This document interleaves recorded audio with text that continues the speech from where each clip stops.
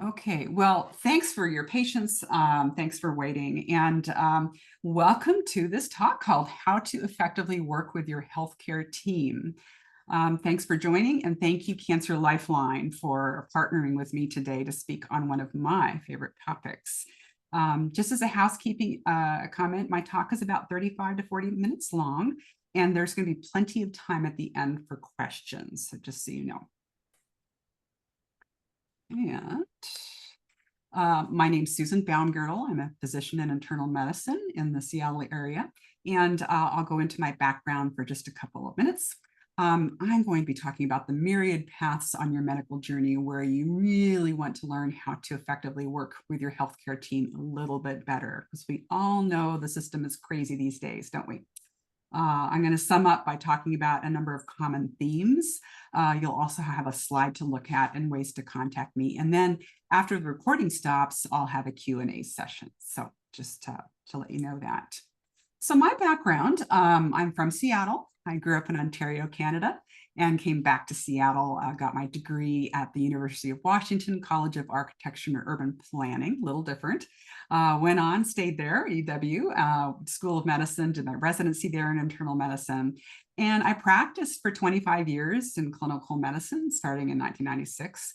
Had really quite a lot of robust experiences over time, and had many different hats that I wore and many different kind of interests. And one of them early on actually was 2005 when I first connected with Cancer Lifeline, eventually became a board member and served as president for a couple of years. So what a wonderful organization. I developed a program called Many for Change, which ran for 7 years, starting in 2012, and that was within my practice. And it was a weight management wellness program where I actually had people work with me, including naturopathic docs and acupuncturists and registered dietitian nutritionists, exercise physiologists, psychologists, and a whole host of others. And it was really a wonderful way to just kind of spread my wings and look at holistic care in addition to regular Western medicine. So I miss that dearly. Pandemic years, boy, my passion project. I launched a website called Menopause Menu. That was in 2020. It's still alive today, and it's a free website for all. Got good information. I then started my own business called My MD Advocate. That was in 2020. And it's just really been a pleasure to be of service to people, helping them navigate their medical frustrations in this current climate and being of service to them in ways that are meaningful. Last year, I also did a foray into authorship and penned my first book, The Menopause Menu. A lot of fun and really was rewarding. So many hats and many fun experiences. But today's topic really revolves around you and all of you who I'm sure you've all encountered numerous circumstances when it comes to navigating your medical care that just throw up the brick wall or make you feel like you're so frustrated or angry at not being able to accomplish even some of the basic things that we try to do when we're trying to access healthcare. So I'm going to highlight 13 common scenarios, starting with a quote for each one. And most of them are going to be familiar to you. So these are hopefully, if this was a real lecture in a real room, I'd probably see a lot of people nodding their heads. I'll try to speak to the challenges of these topics and perhaps the opportunities that are before us. And hopefully you can pick up some tips along the way that helps you work better with your healthcare team. I have only one cartoon, and here it is, and I will read it. These are two ladies in a graveyard. It says, in order to make an appointment, he first had to update his operating system, download an app, get a username, choose a password, log into a health portal, navigate to messages, and write his doctor. By then, it was too late. I don't know. It's funny, not funny. I think funny, it depends on your frame of mind. But yeah, is this kind of where we're at these days? I don't know.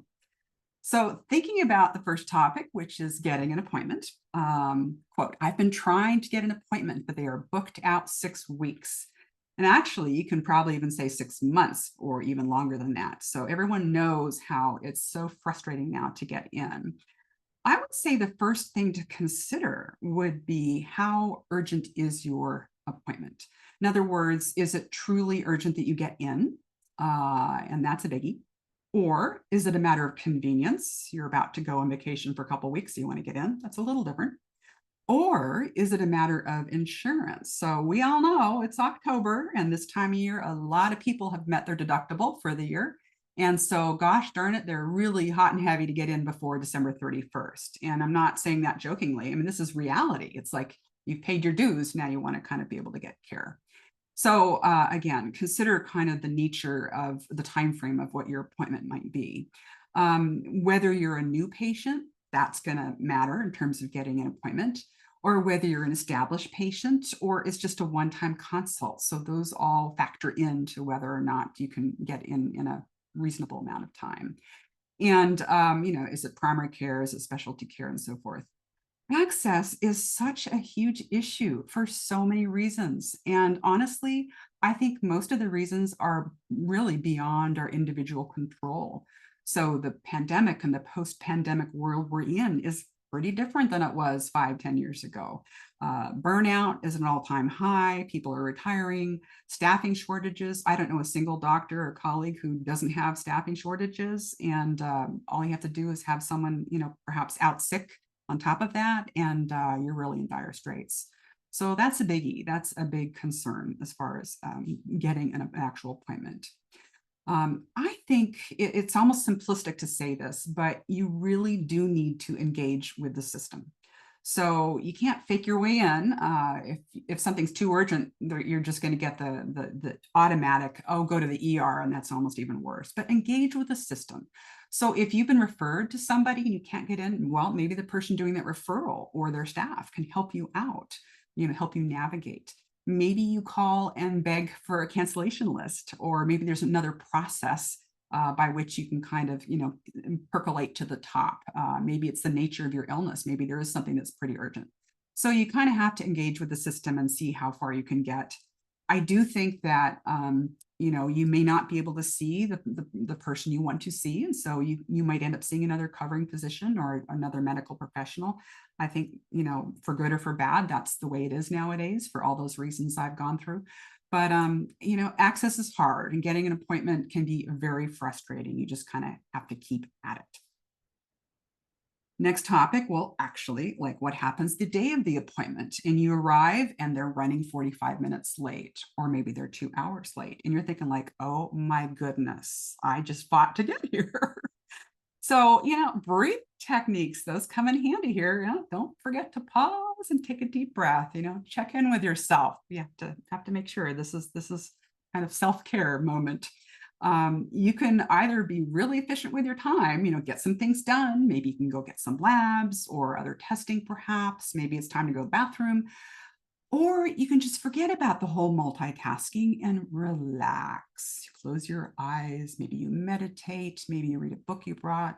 So, spin this a little bit. Instead of getting super frustrated, you have to wait. Spin it, kind of reflect on what you can do in that moment and kind of make it yours.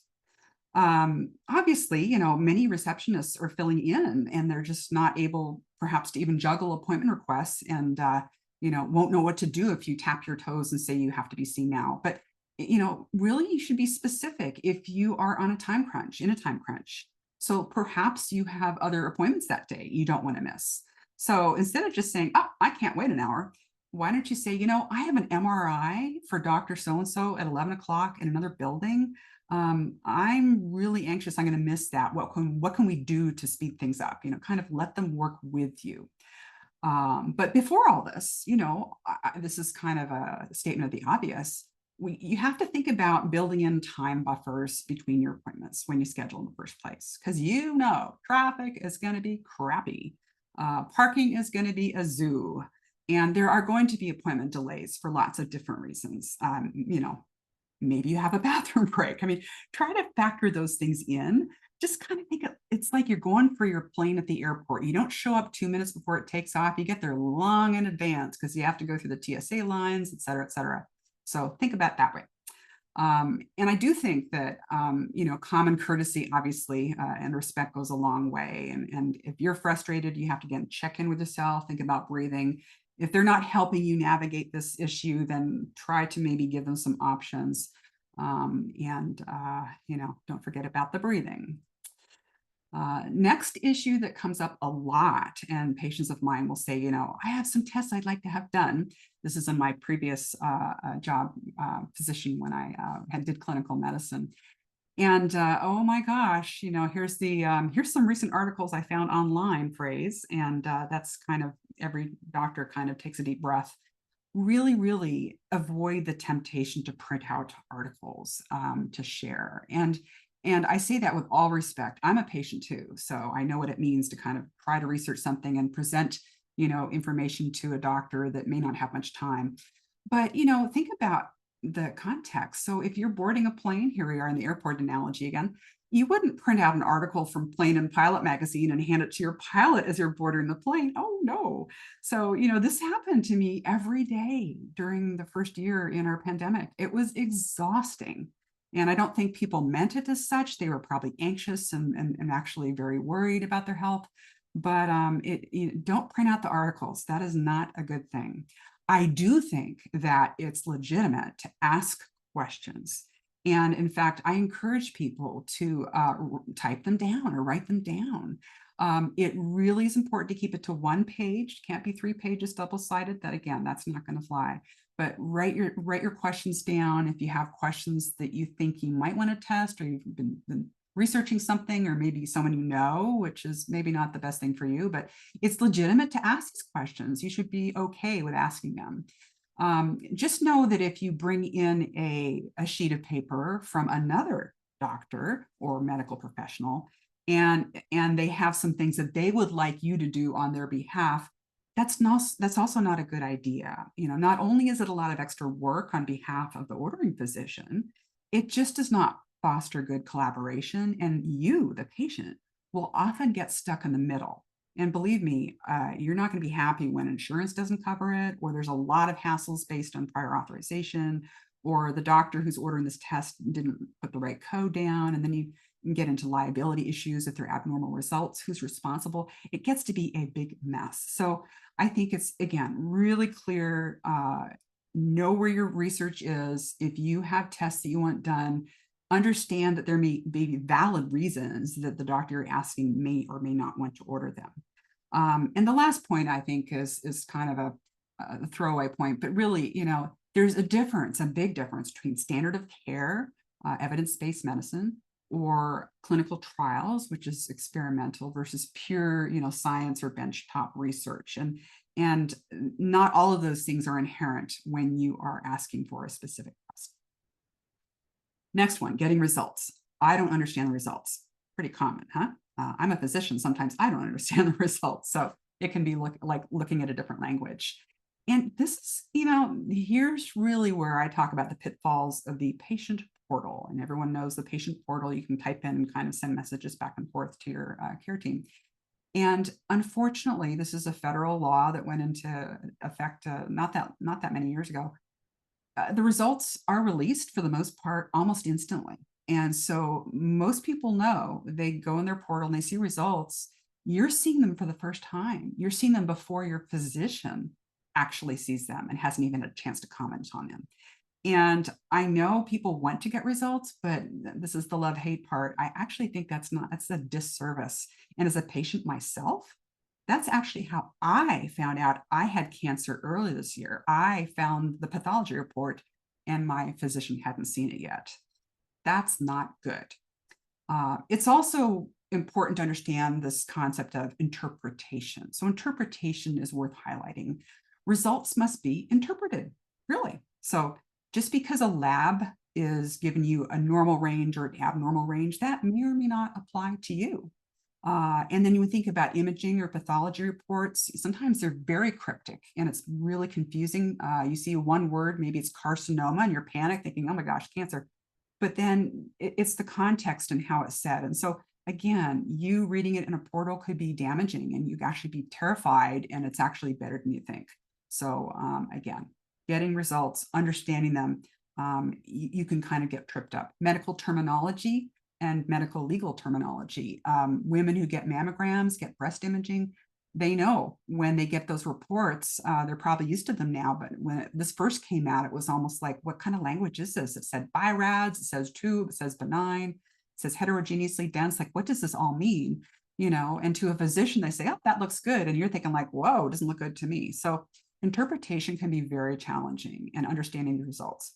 So I think sometimes the messaging gets lost in translation. So when you have a test that's ordered, I think it's very legitimate to ask at that moment how the information is going to be shared with you. Like, how will results be handled and how will they be communicated to you? Because if it's a portal message, that's maybe not bad, but who's responding? Is it their staff member? Is it the doctor themselves? So getting clear communication ahead of time is going to save you a lot of grief later. All right, moving on. Seeing a specialist, quote, is this the right specialist for me to see? I honestly think over the last 15, 20 years, the referral process has just gotten out of control. It's so complicated. First of all, everything has to be in an electronic record. There's nothing verbal anymore, so you can't just call up and make it happen. And then honestly, the last 4 or 5 years for sure, I've seen a fair number of restrictions that are institution dependent. So if you're seeing a doctor at one institution, let's say they referred you to another place that has a really good headache clinic, and it turns out you can't get in because you're actually seeing doctor over here and they're not associated with that clinic.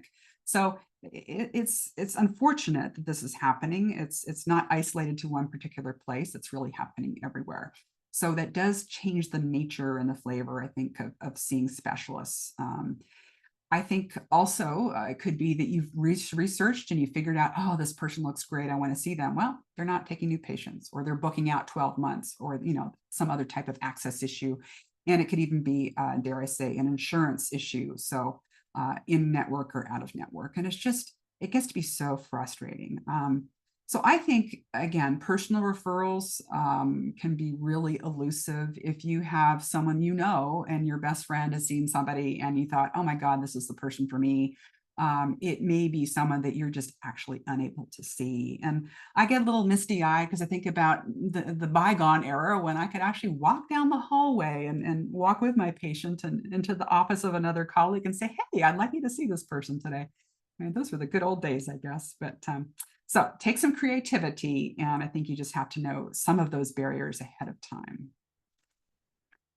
So now we're going to talk about communication between physicians. And the quote here is, I'm not sure all the right information has been shared.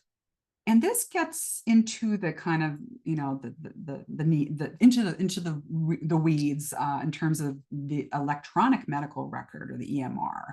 And, I could talk about the downsides of the EMR for quite a long time, but maybe I'll just give you like a 1-minute history of the EMR. So it was supposed to promote communication.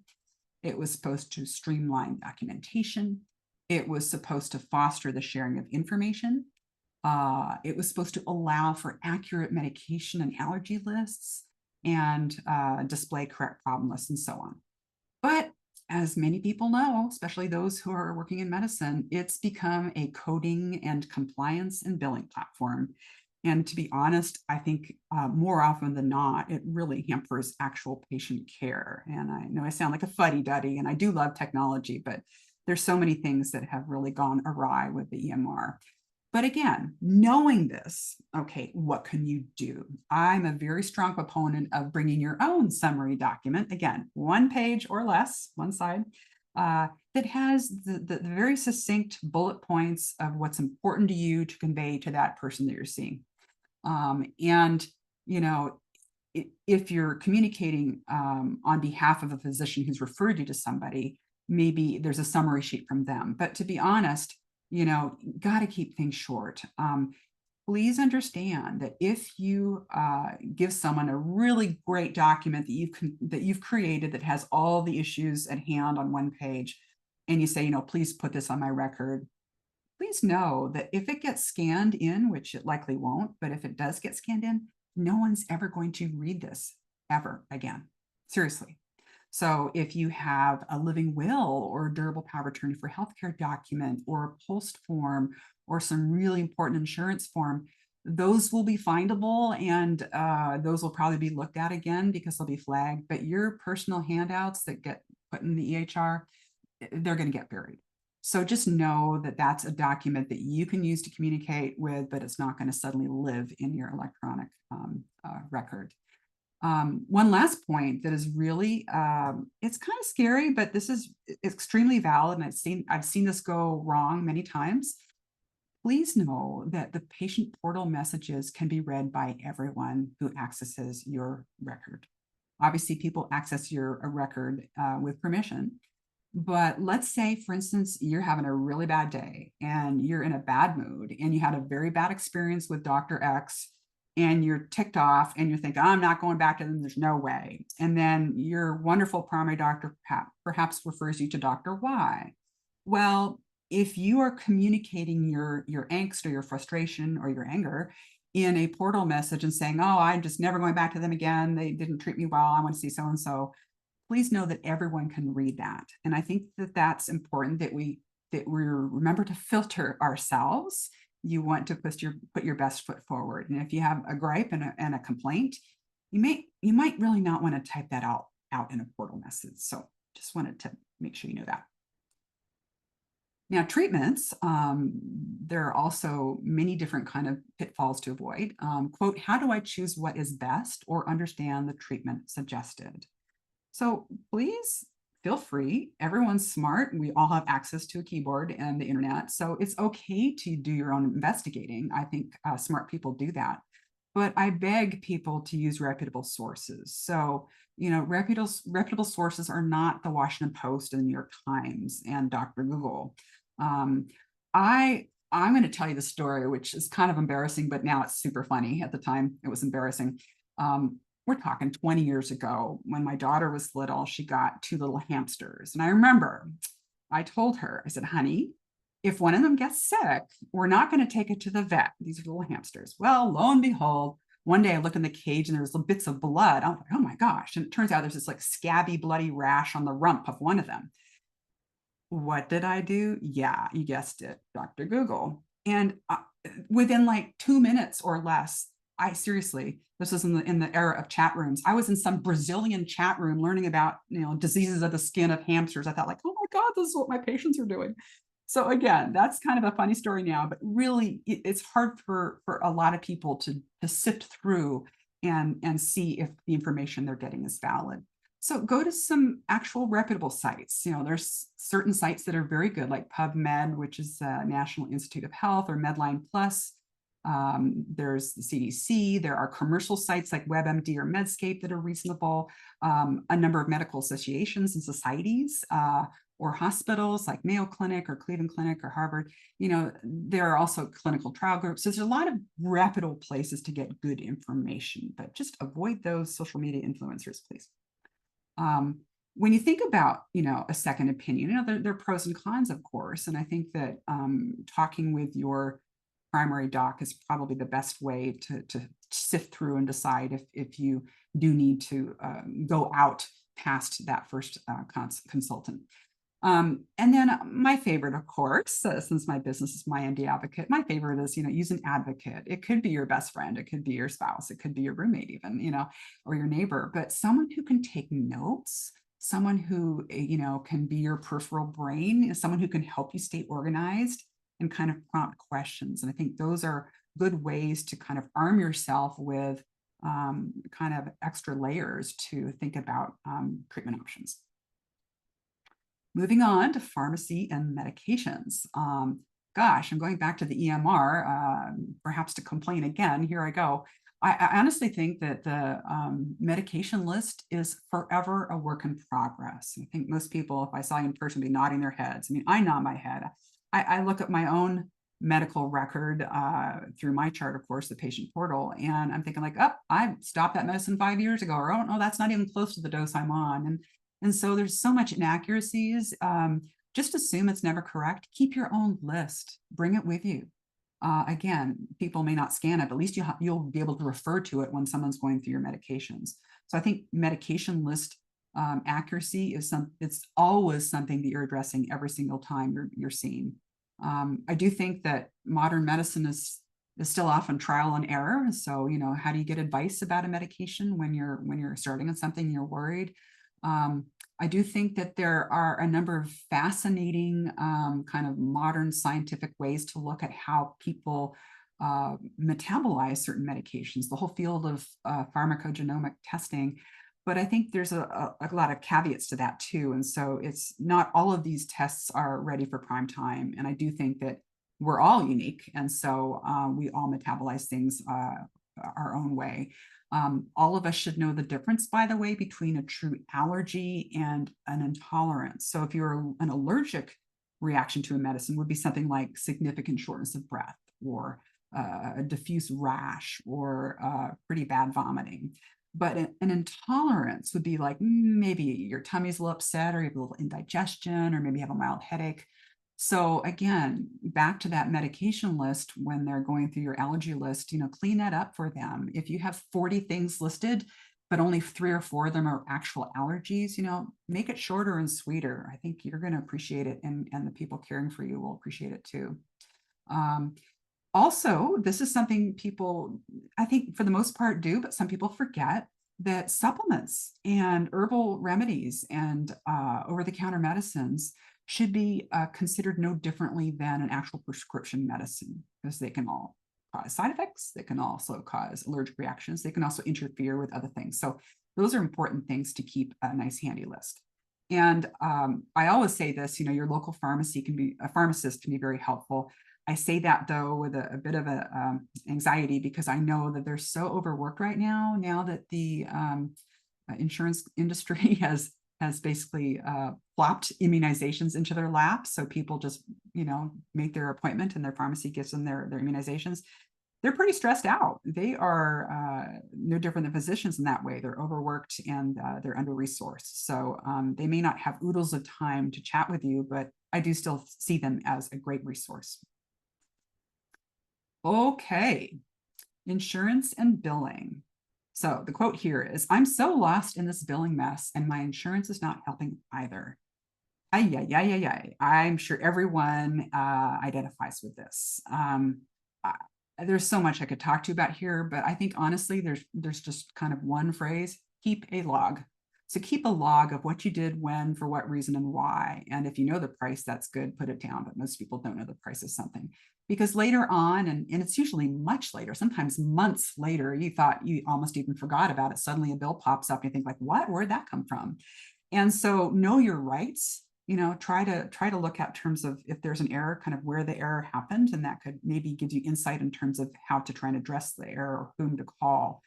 And I'll give you an example. I mean, there's probably hundreds I can think of, but a personal example. I was in the ER almost 2 years ago. It was January of 2023.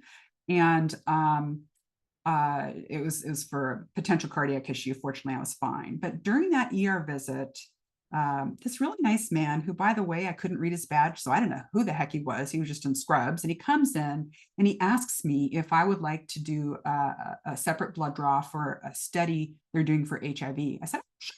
I'm sure they're just doing HIV tests on everybody rolling in the door that day. I said, no problem, I'd be happy to.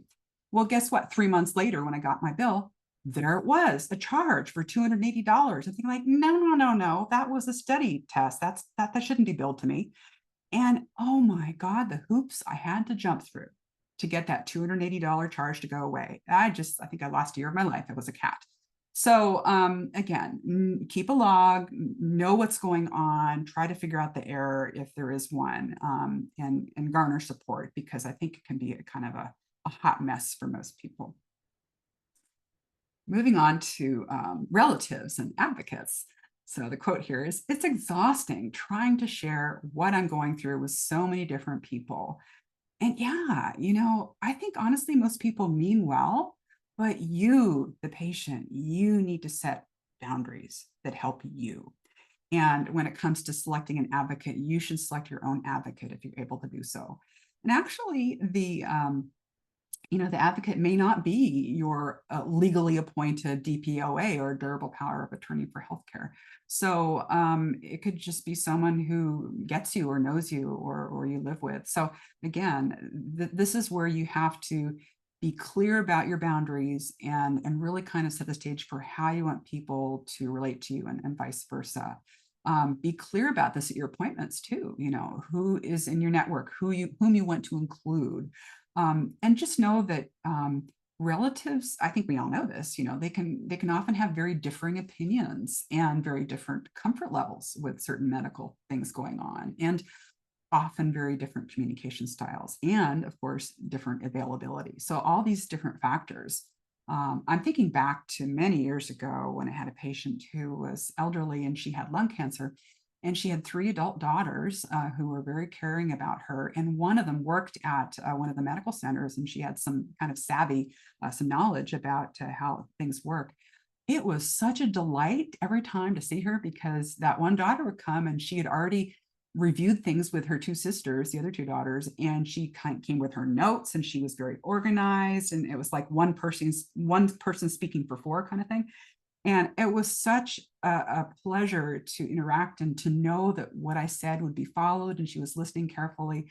It was like really the best of all scenarios. And so she was like the perfect advocate for her mom, the patient. Many of you know about some of the online health journals, certainly like CaringBridge. I think that's a really good one. And absolutely, Cancer Lifeline has some amazing support groups that can be really beneficial when it comes to this. So I'll leave it at that.